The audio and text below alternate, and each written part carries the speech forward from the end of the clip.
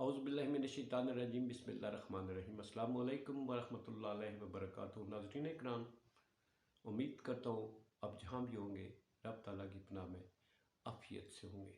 नाज़रीन, इस वक्त मुल्क की हालात पर बात करते हैं। सदर आरिफ अलवी साहब इस वक्त सारी मुलाकातों का मरकज़ बने हुए हैं। कल अयाज सादिक साहब और आज़म नज़ीर तारड़ साहब जो हैं उनकी मुलाकात थी। आज परवेज़ इलाही साहब, मुन्नस इलाही साहब की मुलाकात हुई। और चल क्या रहा है इसमें, इन मुलाकातों में ज़ाहिर है असम्बली की तहलील को लेकर जो है हुकूमत जो है इस वक्त बहुत संजीदा है जी। उनके लिए मसाइल का एक अंबार है सामने। चूँकि मुल्की ख़जाना जो है वो खाली है, तजारत इस वक्त इंटरनेशनल ट्रेड हमारी बिल्कुल बंद हुई है, इंपोर्ट एक्सपोर्ट सब कुछ फारग हो चुकी है, इंडस्ट्रीज जो है वो बंद हो रही हैं। तो मुल्की मईशत को चलाने के लिए जो है वो इस वक्त PTI का साथ खड़ा होना जो है वो बहुत ज़रूरी है, जो कि असम्बलियाँ तहलील करने जा रही हैं। असम्बलियों की तहलील के हवाले से लिबर्टी चौक का खान साहब का प्लान जो है बिल्कुल वो अपने फाइनल ऐलान कर चुके हैं। उसमें वही रद्दोबदल नहीं करने को तैयार। शेख रशीद साहब भी लाहौर में, खान साहब ने उन्हें रोका है कि 17 दिसंबर को आपने हमारे साथ जो है तकरीर में शामिल होना है। लिबर्टी चौक जो है इस वक्त वो मरकज़ निगाह है जी। और उस दिन क्या होता है, एक बहुत बड़ा सस्पेंस है। उधर परवेज़ इलाही साहब जो हैं, जैसा कि मैं हर व्लॉग में आपको कहता रहा हूँ कि परवेज़ इलाही साहब जो है वो बहुत ही इस वक्त 10 सीटों के साथ जो है वो बड़े मरकज़ी किरदार बने हुए हैं जी। असम्बली की तहलील जो है वो अपने रिजर्वेशंस का इजहार करते हैं, बल्कि उनके अपने मफादात हैं। वो ना सिर्फ अगली वज़ीर आला की सीट लेना चाहते हैं, बल्कि वो सीट एडजस्टमेंट्स भी चाहते हैं। उनका आपको पता है टोटल हुजम 10 सीटें हैं। उस हुजम को बढ़ाने के लिए वो हाथ पाँव मार रहे हैं कि अगले इलेक्शन में जो है वो उनकी सीटें भी बढ़ जाएंगी अगर सीट एडजस्टमेंट्स होती हैं। तो इसके साथ वो ज़रा ज़्यादा पावरफुल होंगे। पंजाब चूँकि 12 करोड़ का सूबा है, उस पर वो काबज़ रहना चाहते हैं। तो इस हवाले से खान साहब के लिए बड़ी मजबूरी है। खान साहब की जो है ना, इसलिए उनकी जो वो कहते हैं ना दबाव, वो परवेज़ इलाही साहब का और कुछ परवेज़ इलाही साहब के साथ होता है कि उनके अरकान जो हैं वो भी पूरे के पूरे जो है आधों ने तहफ़्फ़ुज़ात भी इज़हार किया और आधे जो है वो कहते हैं ठीक है जी आप खान साहब के साथ चले। ये भी परवेज़ इलाही साहब के साथ मसला है। वो अंदरूनी मसलों को छुपा कर वो अपने मफाद की बात करते हैं, प्रेशर डालते हैं खान साहब पर उनके ऊपर। मगर चूँकि हुकूमती टोला, मैंने पहले भी अर्ज़ किया था कि हुकूमती टोला जो है वो उनको यकीन है कि परवेज़ इलाही साहब जो है वो असम्बलियाँ नहीं तोड़ेंगे। शुजात साहब के हवाले से आपको बता चुका हूँ, जरदारी साहब ने उनको आगे किया हुआ है। तो ऐसे में खान साहब जो हैं वो अब क्या करेंगे? जैसा कि हुकूमती लोग जो है अपना सदर आरिफ अलवी साहब से मिल चुके हैं। अलवी साहब जो है वो फिर खान साहब के पास लाहौर ज़मान पार्क गए हुए थे और ये मुलाकातों की जो है नताइज क्या निकलते हैं, सदर ममलकत जो है वो खान साहब को किस बात पर कायल करेंगे, क्योंकि ये मुज़ाकरात जो हैं इस एक ही एजेंडा है इनका कि असम्बलियाँ तहलील ना की जाए। साथ ही साथ ये भी सुनने में आ रहा है जी कि खान साहब को कहीं से ये भी मैसेज दिया गया कि असम्बलियाँ तहलील करोगे तो गिरफ़्तार कर लेंगे। अब खान साहब असम्बलियाँ तहलील करते हैं तो उसके नताइज क्या बरामद होंगे? बयक वक्त दोनों असम्बलियाँ अगर तहलील करते हैं तो खान साहब जो हैं वो किस जगह ठहरेंगे? बड़ी गाला वो नहीं आ सकते, वो पहले ही यहाँ से जा चुके हैं, क्योंकि यहाँ पर फेडरल गवर्नमेंट जो है वो उनको अरेस्ट करने के लिए मुख्तलिफ मुकदमात में पीछे पड़ी हुई है। अगर पंजाब असम्बली और KP के दोनों बयक वक्त तोड़ते हैं तो फिर खान साहब जो हैं वो उनका जो अपना मरकज़ होगा, अपनी मुलाकातों का, अपने स्टे का, वो क्या होगा? ये बहुत बड़ा चैलेंज है।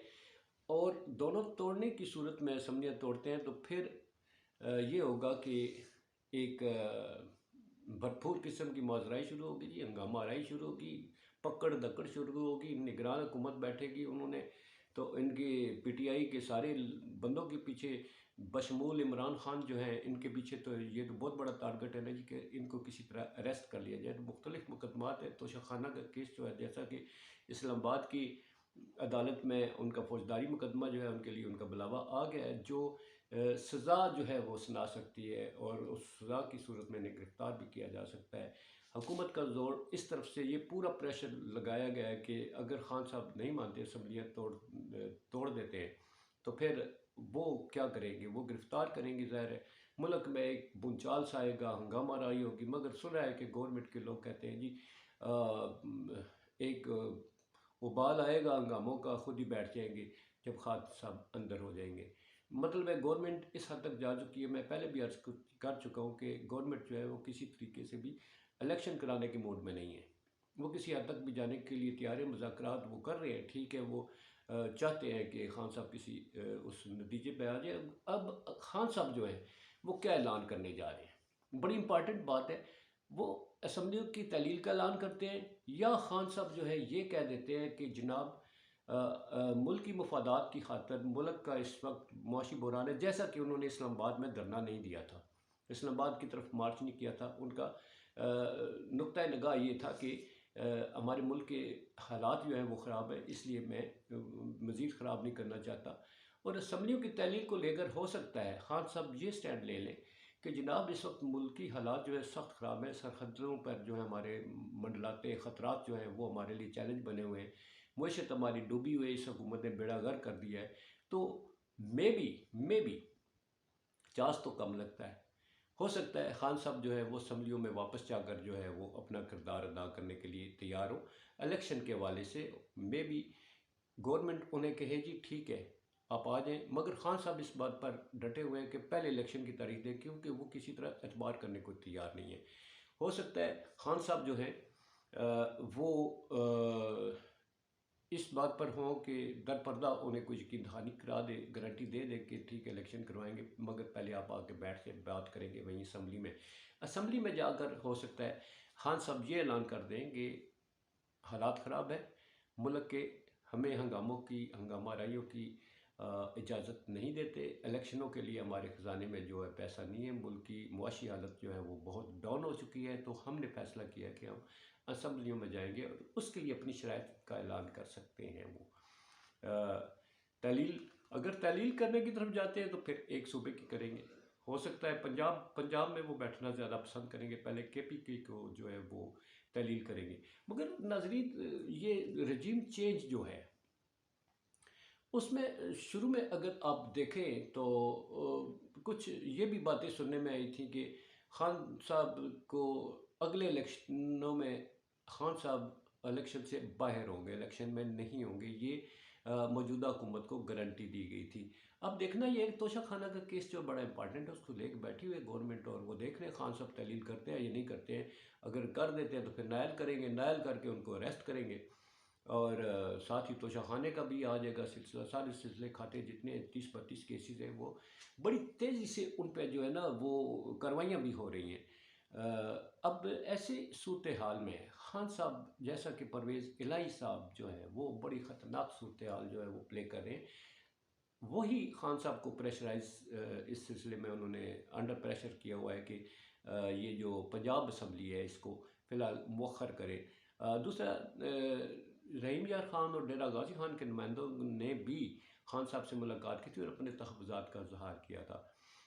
وہاں پر جو ہے وہ لغاری صاحب جو ہیں ان کی اثر و رسوخ ہے، ہو سکتا ہے انہوں نے رابطہ کیا ہو، لغاری صاحب جو گورنمنٹ سے تعلق رکھتے ہیں، ہو سکتا ہے انہوں نے ان کے ساتھ رابطہ کر کے ان کو قائل کرنے کی کوشش کی ہو، تو پھر ان نمائندگان نے خان صاحب سے اپنے تحفظات کا اظہار کیا۔ تو خان صاحب نے یہ فرمایا تھا کہ 6 ماہ کا نہیں سوچیں کہ 6 ماہ بعد اسمبلیاں ٹوٹ جائیں گی پھر الیکشنوں میں جانے، تو تھوڑا سا پہلے الیکشن کرواتے ہیں، تو اس کی بجائے ہم کیوں نہ 6 ماہ یا 8 ماہ ہم انتظار کر لیں۔